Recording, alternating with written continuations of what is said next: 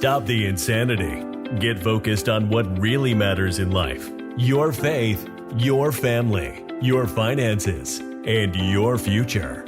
Now sit back and change the trajectory of your life. This is Money for Life, brought to you by the 100-Year Savings Solution. Are you concerned about the markets? Stop taking unnecessary risks with your money while also getting great benefits. Visit us at 100yearsavings.com. Now, let's welcome your Money for Life hosts, Teresa Kuhn and Rick Sapio. Hello, everyone. This is Rick Sapio for another episode of Money for Life, where we take you to the next level to experience fulfillment in 4 areas of life: faith, family, finance, and future. And I'm excited to have Charles Rashid on the show, who's got an incredible book. I love the title, If Winning Were Easy, Losers Would Do It. I think I got that right, Charles. But he also, interesting entrepreneur, he actually reminds me of a better version of me. He's 50. He's got a ton of holdings in all different industries, from real estate to automobiles to single family homes to hotels, et cetera, et cetera. And one thing that you said on the preamble, Charles, which I definitely want to get to on this interview, is you said, when I set a goal, I achieve it. And I loved how you said that. And I think that would be a massive benefit to all of us. So Why don't we start with, why'd you write the book, and what's the main reason that people should go out and buy this book? Well, thank you for having me. I appreciate it. The reason I wrote the book is I have always been a very positive person. I believe, whatever I put my mind to, I'm going to achieve. And in 2007, I purchased a Chrysler Dodge Jeep dealership. First day I worked in the store, I was the owner. And 2 years later, during the financial crisis, Chrysler files bankruptcy and takes it from me. Then I get back up and I get a Suzuki dealership. 3 years later, they file bankruptcy, pull out of the country. And so I'm no stranger to getting knocked down, but without fail, I just persist and continue until I achieve what I want. And what you talked about setting goals and achieving them, when I was about 18 years old, I read this book called Think and Grow Rich by Napoleon Hill. And the first time I read it, I really didn't understand a lot about it, but I remember this chapter on desire and setting goals. And so at the time, I wrote down about 10 stretch goals, wrote them down, committed them to memory, put them into a sentence, specific, measurable, all this stuff. And then I repeated them daily for a few weeks, and then I really forgot about them. And then a couple years later, I was moving and I came across this list. And to my amazement, I had achieved every single one of them. And since then, I've been writing very specific goals. I actually keep them on my phone, and every single day I review my goals, update them. And I think something subconsciously just kind of directs me towards those goals without fail. A couple years ago, I'm a pilot, and I put down, I'm going to have a Cirrus SR-22 before my 48th birthday. Just by happenstance, a friend of mine calls me a few months earlier. We go to Oshkosh, and next thing I know, I own a plane a couple of days before my birthday. And it was just like, it was out of my mind, but subconsciously it was there. And it's happened. I can give you story after story of when I write a goal down. I wanted to be in the car business. Didn't know anything about the car business. So how do the listeners take advantage of this? So I love what you're saying. There was that Harvard study where they followed people for 50 years and found out that the people that achieved their goals were the people that actually wrote them down and focused on them. Go figure. But mechanically, if we were to start listening to this advice now, what would we do? My daughter is a real go-getter, my youngest daughter. She's now 14.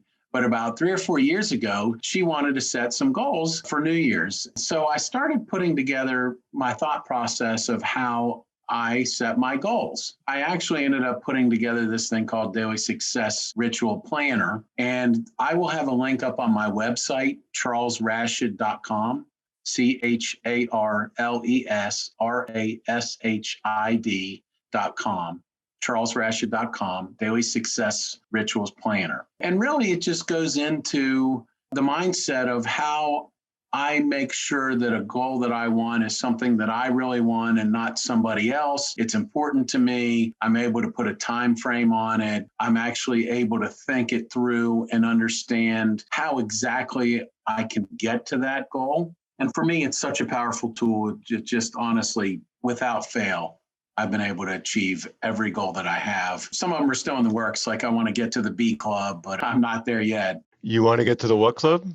The B Club, Billionaire Club. Oh, the Billionaire Club. It's Yeah. funny, it cut out right before you said that. So that's a long-term goal. Let me ask a question about that because I've talked about that a lot over the years. What's the why behind that? Why do you want to get into the B Club? One, for achievement and really kind of have a chip on my shoulder. I'm the least educated in my family. Everyone else in my family are physicians. So that's probably, it would just be like I made it. But secondly, and more importantly, is to give back. And I think that the more you have behind you, the more legitimate you are, the more you can give back, the more you can help people. I've started a nonprofit foundation to help low-income and natural disaster victims called American Dream Recovery Foundation. You know, I live my life. I have a very fulfilled life with my wife and children. We have a great lifestyle. We live for today. We enjoy ourselves. We get to travel wherever we like. And I've created my lifestyle based on what I want and been able to create my businesses to help me achieve that.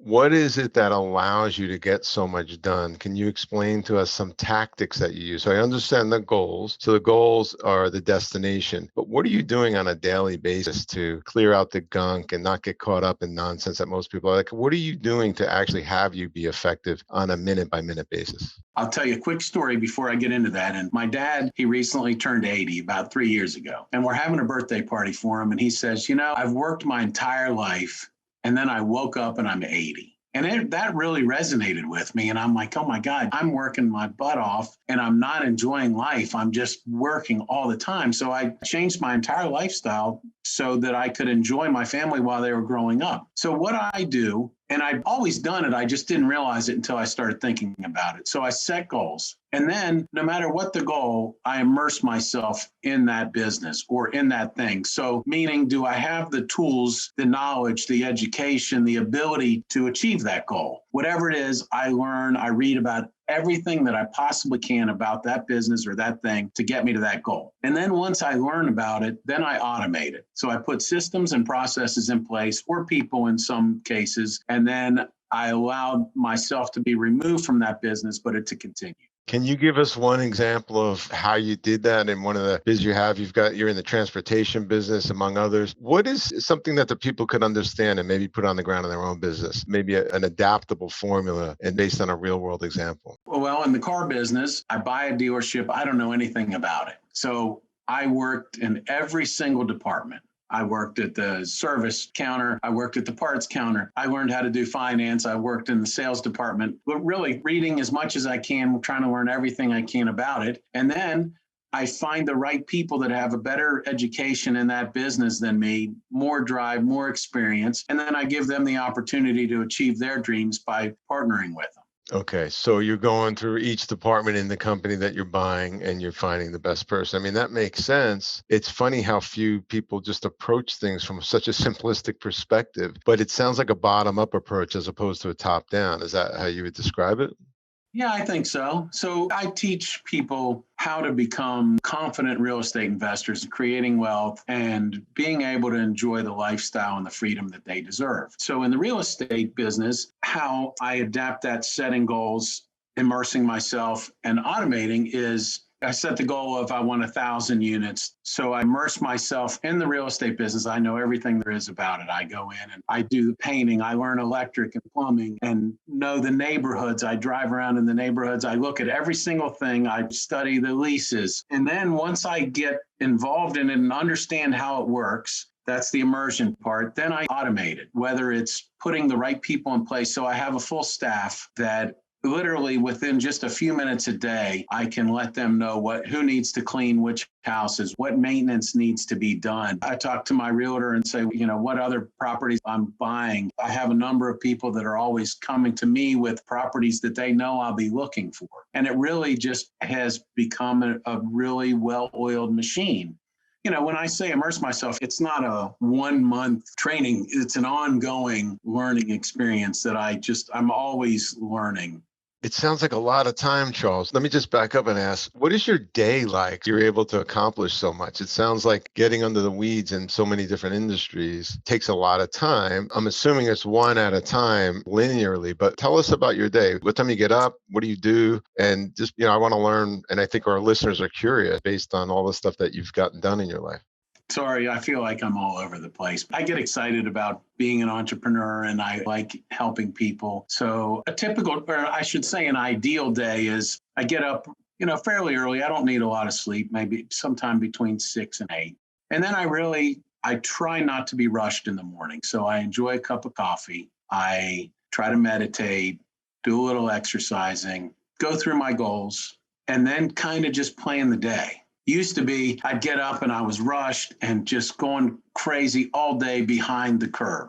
But now when I take a different approach that I control the day, it makes a big difference. Also, I like to either read or watch something motivational to get me excited about, because especially these crazy times, you can get knocked down and get demotivated very, very easily. So once I do that, then I just kind of go through like my real estate, deploying the people that I need to get the job done. I have a number of houses. And then a lot of times I'll have Zoom meetings or other meetings more from a high level. I'm not involved in the day-to-day in all these businesses. I have either key management companies that manage the properties in the hotel industry, or I have a manufacturing company. I have a partner that knows everything about it. He manages that. In the car business, I have key people that are smarter than me, know the business better than me, and they really do the operations of the day-to-day. So in order to grow and expand, you have to be able to rely on people. And my belief is if somebody can do it, may not be exactly the way I want it, but if they can do it 70% of what I would like, then that's good enough for me to get to my ultimate goal of growing. All right, everyone. And now this is a message from our sponsor, the 100-Year Savings Solution. Teresa and I do these podcasts because we are very committed to you having wealth in your life. And that wealth is long-term wealth. And how do you get wealth? You get wealth by employing the barbell investment strategy, in which you focus on creating a foundation of wealth using specially designed whole life insurance from a mutually owned insurance company. And you're going to get higher returns with far less risk. I call it risk-free, but it's far less risk than you can get anywhere else in the world. And once you have that financial foundation set up, the rest of your wealth creation is almost automatic. Go to www.100yearsavings.com. It's interesting that you mentioned how you start your morning. I saw an interview recently with Jeff Bezos from Amazon, and he said almost the exact same thing you said. He said, I used to be crazy, but about 10 years ago, I decided that I'm going to get up in the morning, have my coffee, meditate a little bit, just what you said, and then I'm going to read the paper. And I come to the office about 10 a.m. And I found that shocking for a guy that runs a company that's now worth over $1 trillion, that he doesn't get to the office at 10 a.m. And I'm thinking to myself, his employers are watching him on this video. So what's the message? I think the message that you're saying, that he's saying, is don't start your day behind the 8 ball. Start your day the way you want to start your day. Be in control of the circumstances. So get up, not crazy early, but be ready. Have your coffee, get mentally prepared, and then approach your day as opposed to being harried. I think it's all about planning. It's just planning your day. I didn't know that about Jeff Bezos, but it is about 10 o'clock. I like to have, a couple cups of coffee, and that's about the time that it's amazing. It's not rushed, and I'm able to get more done. So we focused a lot on the business, all the stuff you're doing, which I would think consumes a lot of hours. How do you balance that with your marriage, with the relationship with your children, and with other endeavors that you have in your personal life? Well, with my marriage, I used to be, didn't really share a lot with my wife on what we had. And I realized that I needed to include her in the business. So we focus mainly on the real estate and short-term rental. I like that industry. It's a meld between the hotel industry and investing in real estate. And I've got her involved, and she just started doing her first flip. She's got 8 units that she's putting staging for short-term rentals. And so doing that kind of thing together, I tend to be more all about business. How can we maximize the profit? So what's the least amount we can put in to maximize the profit? And she tends to be the other way. She really does think about the design, and the expense isn't quite as important as making that property the right property and the comfortable, the looks, everything about it. Surprisingly, I'm impressed. It's a different side that I didn't really see. So we've just started getting into some luxury properties. As I was telling you earlier, there's some exchange programs out there. So again, I'm all about maximizing my portfolio. So when I have a vacation rental during the slow time, I can put it in an exchange program. The one we use the most is called Third Home, but there's 3 different ones at different levels. And so now we're able to use our home to travel around the world using other homes and exchange a week at our place for a week somewhere else. Our kids are pretty competitive horse equestrians, so we're able to travel all the time together as a family. And one of the reasons I can do that is because I have my businesses set up to where they can run without me. Right. So one way to maximize time and the values in our program, we talk about all the time, simplicity, probability, and leverage. One of the ways to keep things simpler when you have a lot of different holdings like you do is to meld your personal life, leveraging your business just like you have. So you can actually, if you know one of your children is going to be in an equestrian show in Europe, you could find an exchange over there. I love it. The other thing that you said to me, which I found very interesting, and this is right out of Richard Branson's book. Richard Branson bought Necker Island because it was a resort, so he could live there as a write-off, but people would come and pay big money to stay there as well. But you can almost do the same thing. You can use any car you want from your dealerships. You can live any place you want because of the exchange program. It's all a write-off. What are some other tricks of the trade like that take advantage of that way of thinking? One of my favorites is, because I'm in so many different businesses, taking advantage of credit cards and the reward programs that they have. I pay as many bills as I can through all my businesses on either my American Express or on a Fidelity card. The Fidelity is interesting. They pay 2% back on everything. And if you link it to a Fidelity investment account, then it pays you 2% total. And I just use that as kind of like my trading account to play around with. I'm not big into stocks. I believe that there's better tax advantages in real estate, more leverage in real estate and that kind of thing. But it's fun to get that extra money, and it can add up pretty significantly. American Express, they pay 1%, and you can go get gift cards from Home Depot and furnish your house, fix your home, that kind of thing. Pottery Barn, Victoria's Secret. It's all, there's, I don't know, maybe 100 different places that you can get gift cards, all because you just spent money that you were already going to spend for your business. So it's just another added perk. Let me ask the question though, what's the benefit of the 1% over the 2%? If I have the Fidelity card, and I'm just learning this with the audience, so this is great. If 2% goes into my trading account, I could take that money back later, right? So isn't it better to get 2% than 1%, or am I missing something? It is. American Express tends to have larger limits. And so, if I'm buying $50,000 worth of advertising, my Fidelity account doesn't have that kind of bandwidth for spending. I tend to spend a couple $1 million a month on credit cards. So that's my reasoning. But yes, I agree with you. I should probably raise my limit. Wow, a couple of million a month. I'm doing the math in my head. That is a lot of money coming back to you. If it averages 1.5 points, what is that, like 30,000? Am I doing my math right? If you're spending 2 million, that's a lot of money coming back to you. So for those of you in businesses that spend money, I was talking about a concept like this a few years ago. A friend of mine was spending $3 million a year in his family business buying supplies. And I said, why don't you put that on your American Express card? You can get cash back. And it was found money to him. He had never even thought about it. But to your point earlier, you're spending the money anyway. You might as well spend it in a way that leverages it. So thanks for that tip. It's something I have not thought about in a long time. Any other tips like that? Well, like you mentioned, I can drive any car I want and it doesn't cost me anything because it's a product that's for sale. My insurance is already covered. So there's all kinds of perks like that, just like the real estate you mentioned. I tend to cater what lifestyle that I have into a business. My kids are into horses, so we decided to make that a business. So now we breed horses, we train them, we buy and sell them, and all that stuff becomes a business.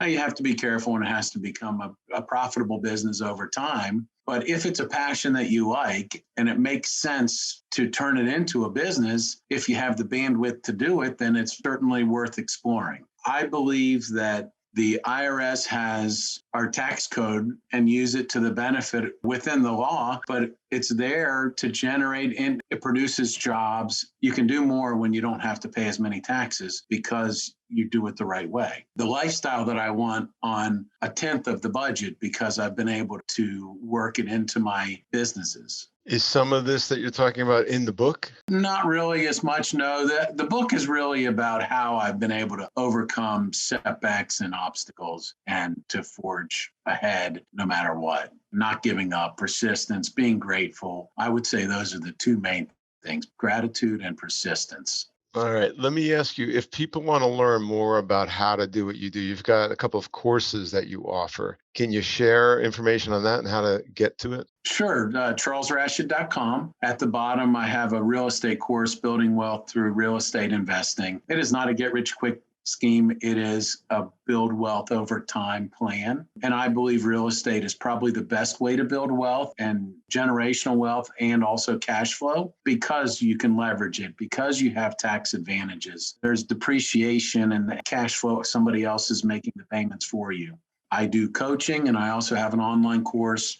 During COVID, while everyone's home, I have it discounted to $297. I have clients from somebody that just got out of prison that is learning how to get his first place to a group of people that manage over 4,000 apartments and everything in between. It's mainly focused on buying real estate from the very beginning to maximizing profit through short-term rentals. Awesome. I'm just sitting here and wondering how you get so much done. You've got a family, you've got all these businesses, you're coaching, you're writing books, you're doing podcasts with me, which is awesome. And I've learned in life that people that make things happen just make things happen. And, if you cut out all the nonsense time in your life, I read today that the average American watches 40 hours of TV a week. I don't even know how that's possible. We don't even have a TV. So that's 40 hours that I get back and my family gets back. But Charles, let me ask you this. If you were to boil it down to 3 things that you want the listener to learn, like what are the 3 most important things that Charles would like the listener to learn? Because you're definitely, I could hear it, I could see it, you're a giver and you do all this stuff and you give back because you want people to know what you know. So what are 3 nuggets from Charles?